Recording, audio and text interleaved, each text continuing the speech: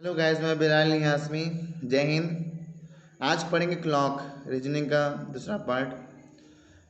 तो क्वेश्चन आएगा इस प्रकार के दो सुइयों के बीच का कोण क्या होगा।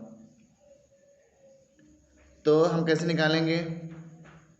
तो जब भी आपको दो सुइयों के बीच का कोण निकालना हो, देखिए हमेशा जब भी हम लोग सुइयों की बात करते हैं तो आवर और मिनट वाले सुई को देखते हैं। मतलब आवर और मिनट मीन्स व्हाट, मतलब घंटे और मिनट वाले सुई ही देखते हैं। ओके, तो एक फार्मूला समझ में आता है कि एच इंटू 30 प्लस m/2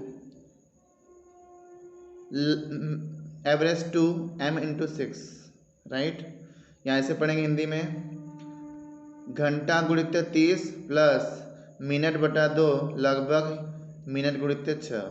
तो ये फार्मूला आपको याद रखेंगे।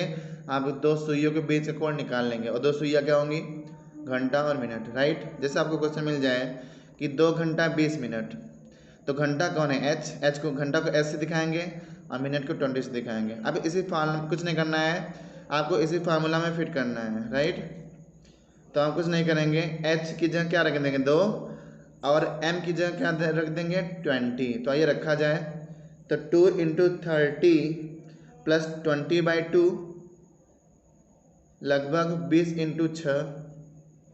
तो यहाँ से देखिए 20 का भाग देंगे 10 बार जाएगा, 10 दूना 20, इधर से दूना 60, 10 70 हो गया। अब ये 6 दूना 120। अब देखिए, अब जब भी इसका मतलब होता है डिफरेंस ही समझिए, इसको डिफरेंस भी कहते हैं। तो बताइए 70 बड़ा है 120, तो जो बड़ा हो उसमें से घटाएंगे आप। तो 120 बड़ा है 120 में 70 क्या करना जाएगा, तो यहाँ आपका आ जाएगा 50। कितना आएगा आपका, 120 में से 70 घटा देंगे, आ जाएगा 50 डिग्री। तो दो सुइयों के बीच इस तरह दो सुइयों के बीच का कोण इस तरह निकाला जाता है। आप कोई भी सवाल कर सकते हो। ये पूछेगा, मान लीजिए 5:11 हो रहा है, तो सुइयों के बीच क्या कोण होगा। तो देखो फिर वही बात लिखेंगे, ये एच है, ये एम है। तो फार्मूला को याद ही, H into 30 plus m/2 difference m/6। ये आपको याद रखना पड़ेगा। अब एच कितना है भाई साहब, 5 इंटू 30 प्लस m कितना है 11/2 डिफरेंस m 11 इंटू 6, राइट। तो 5 दिया 15, 150 हो गया, प्लस 11/2, 11 छक्का 66। तो जब आप भाग देंगे 11 में तो हो जाएगा 150, ये भाग दोगे 5.5 आएगा, ये 66 हो चुका है। तो ये हो जाएगा 155.5, ठीक, 66। अब कुछ नहीं करना है, 155 बड़ा ही है तो पलटने की आवश्यकता भी नहीं, घटा दो 66।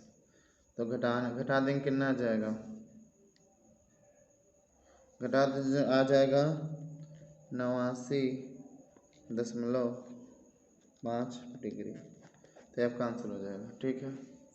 तो आगे आ गया 89.5 डिग्री। तो इस प्रकार आप दो सुइयों के बीच का कोण निकाल सकते हैं। 5:11 पर दो 5:11 पर दो सुइयों के बीच कितना कोण होगा, 89.5 डिग्री, ठीक है। Thank you. हम मान लीजिए और सवाल मिल गया, मान लीजिए 11:10 हो रहा था,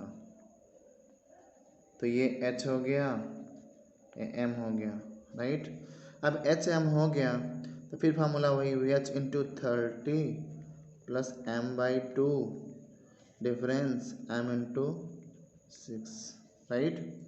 तो h कितना है इस बार 11 इंटू 30 प्लस m कितना है 10/2, यहाँ हो जाएगा 10 इंटू 6, राइट। तो 11 तिया 33, 330 प्लस 5, ये कितना आ गया 60। तो ये 335 माइनस 60 करना पड़ेगा। तो 335 में से 60 घटाएंगे तो आएगा 275। अब देखिए जब भी 275 डिग्री आ जाए, 180 से बड़ा है तो 360 में से घटा के लिखेंगे आंसर, ये याद रखिएगा। तो कितना आ जाएगा, तो आपका आ जाएगा 85 डिग्री। तो ये भी याद रखिएगा, जब 180 से घटाने पे मान लीजिए 180 से ज़्यादा आ जाए, जैसे 335 आ गया, तो आप 360 में से घटा के निकलेंगे, क्योंकि एक क्लॉक में 360 डिग्री एंगल होता ही है इस पूरे सर्कल का। हेलो गाइस, मैं बिराली हाशमी, जय हिंद। क्लॉक का पार्ट 2 मिरर इमेज टाइम पढ़ेंगे आज। केंद्र दर्पण प्रतिबिंब समय, यानी जब हम कोई वस्तु मिरर के सामने रखते हैं तो कैसा दिखता है, कैसे उल्टा दिखता है, घड़ियों में इसका क्या इफेक्ट आएगा, क्लॉक में इसका क्या इफेक्ट आएगा, ये सब देखेंगे, ठीक है। तो जैसे मान लीजिए हम इसका आर है कोई वर्ड, उसका जब मिरर, ये मिरर है, उसको देखते हो तो ऐसा बनता है, पी को देखेंगे तो ऐसा बनेगा, ये देखेंगे तो ऐसा बनेगा। कभी कभी रीजनिंग एग्जाम में, मतलब कंपटीशन एग्जाम में ये फिगर भी दे देता है, लोग कन्फ्यूज हो जाते हैं कैसे बनेगा, तो अब इस तरह बनाएंगे, ठीक है। इम्पॉर्टेंट क्या है, क्लॉक पढ़ना। तो राइट टाइम और मिरर इमेज टाइम जोड़ देंगे तो 12 आ जाता है, ठीक है। ठीक है, 12:00 ये आवर, ये ठीक है। तो जब केवल घंटा दिया हो तो आप निकाल सकते हैं, केवल आवर दिया हो जैसे, और उसका मिरर इमेज टाइम पूछे तो 12.00 में से घटा के निकाल लेंगे। जैसे 9 बजे पूछे कोई कि उसका मिरर इमेज टाइम क्या होगा, तो 12 में से 9 घटा दें, कितना हो जाएगा, 3। अगर वो 7 बज रहा है, अब कोई पूछेगा अगर 7 बज रहा है और उसका मिरर में कितना बजेगा, तो 12 में 7 गया 5। इम्पॉर्टेंट ये नहीं है, इम्पॉर्टेंट ये है, जब भी अगर घंटा के साथ मिनट भी दे दे, जैसे 11 मान लीजिए दे दिया आपको, 9:22 हो रहा है, अब पूछा कि 9:22 में बताइए कि मिरर में कितना बजेगा, तो आपको उसके लिए 12 को जानबूझकर 11:60 लिखना पड़ेगा। 11:60 कुछ नहीं होता, वो 12 बजे ही बोलेंगे, उसको कहने का तरीका अलग है। तो 11:60 लिख लेंगे। अब घंटा भी मिल गया और मिनट भी मिल गया, घटा पाएंगे। अब 9:22 हो रहा है, तो 11:60 में से घटा देंगे तो कितना बजेगा, 2:38। तो वो दर्पण में कितना दिखेगा, 2:38। कितना इंपॉर्टेंट है। तो कुछ लोगों के लिए आसान भी होगा जो पढ़े होंगे, जो नहीं पढ़े होंगे इसके लिए तो इम्पोर्टेंट है। अब मान लीजिए कोई कर दिया सर 4:53 हो जाएगा, तो कैसे करेंगे, तब भी आप 11:60 से ही घटाएंगे तो 7:07 आएगा। ओके, 11:40 हो रहा है तो लफड़ा आ जाएगा। तो अभी और कुछ बताते हैं आगे, इसी करस्पॉन्डिंग चीज़ और बताते चलूँ। तो पहले बात समझ में आई कि जब केवल घंटा दिया हो तो सीधे आप 12 में से घटा के निकाल लेंगे मिरर इमेज टाइम, यानी दर्पण में कितना बजेगा। मान लीजिए अब घंटे के साथ मिनट भी दे दिया तो आप 11:60 लिखेंगे। अब एक बच्चा दिमाग लगाया, सर ये बताइए कि ठीक है घंटा मिनट भी समझ में आ गया, केवल घंटा भी समझ में आ गया, लेकिन घंटा मिनट और सेकंड भी दिया हो, यानी आवर मिनट और सेकंड भी दिया हो, तब क्या करेंगे। तो आप फिर वही काम में थोड़ा दिमाग लगा करेंगे, उसको 11:59:60 लिख लेंगे। कहने का तरीका कुछ नहीं है, वो 12 ही बजे है तो इसलिए इम्पोर्टेंट है। तो 11:59:60 लिख लेंगे। अब मान लीजिए आपसे कोई पूछा कि 9:40:17 हो रहा है, तो वह मिरर में कितना बजेगा, तो आप उसको 11:59:60 लिख लेंगे ऊपर। अब घटा देंगे, 60 में से 17 क्या, 17, 60 इसमें से घटाना आना चाहिए सबको, तो 60 इन आ जाएगा 2:19:17। यहाँ थोड़ी त्रुट है, करेक्शन कर लेते हैं। 10 में से 7 गया 3, ये बचा 5 में से गया 4, ठीक है।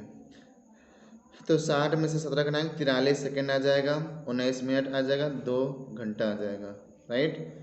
आई होप आपको समझ में आ रहा होगा। अब मान लीजिए कोई पूछ लिया सर 5:46 13 होगा, तो कैसे करेंगे, फिर वही बात करना, 11:59:60 से घटा देना।